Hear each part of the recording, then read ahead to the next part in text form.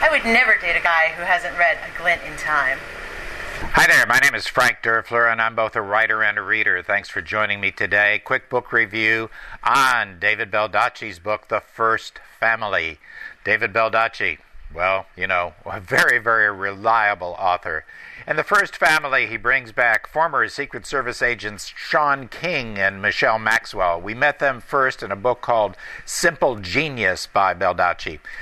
To be honest with you, I'm not in love with these lead characters, particularly not Michelle Maxwell. Baldacci did such a wonderful job with the characters in his previous works dealing with the Camel Club, and he has created here some characters that I think aren't quite as deep as those in the Camel Club. Certainly not, though I can't identify with these characters nearly as well. However, in this story, First Family, he's created at least one very admirable villain, a villain in the classic sense, a villain in the Shakespearean sense. Yeah, a very powerful person with simple means. You understand the motivations of this villain, not sick and twisted, but rather tortured. You understand the motivations of the villain, and you have someone who can be sort of villainous, but is being forced to be that way. You understand the motivations. An interesting villain. There is a section of this story that for some reason wanders off and is devoted to Michelle Maxwell's problems, her life, her family, her relationships. It doesn't make you love her anymore. I don't think it added anything to the book. I think you could quite profitably just skip those sections of the book.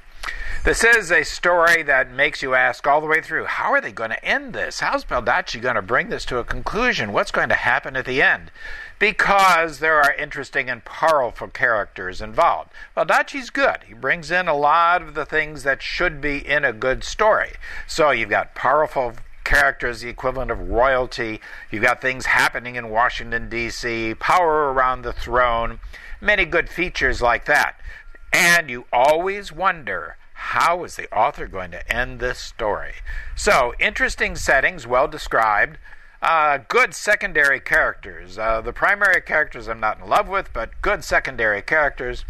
There's no technology, but there is suspense. Baldacci keeps you guessing. So, it's a good read, primarily for adults, adults who've got a little bit of time. Not a compelling read, not a book that you really have to get your hands on, not one that people will be talking about around the water cooler, but at the same time, enjoyable and definitely worth spending some money on. And yes, someone might enjoy getting it from you as a gift if they are indeed a reader. David Baldacci, The First Family. And if you like a book like The First Family, if you like a book with strong characters and with villains who have understandable motivations, there's one that I wrote. It's called A Glint in Time. A Glint in Time is a book that deals with good guys and bad guys, some very, I think, appealing good guys and some pretty bad guys. And it is set in South Florida, it's set in Indonesia, it's set in Japan, it's set in various places around the world. There are people who use technology, there are people who use military vehicles and weapons, there are people who do a lot of different and interesting things. A Glint in Time is a good read for any age group. I think you would enjoy it. It's available from Amazon.com, and it's available for your Kindle. A Glint in Time. My name's Frank Derfler. Thanks for being with me. Have a great day.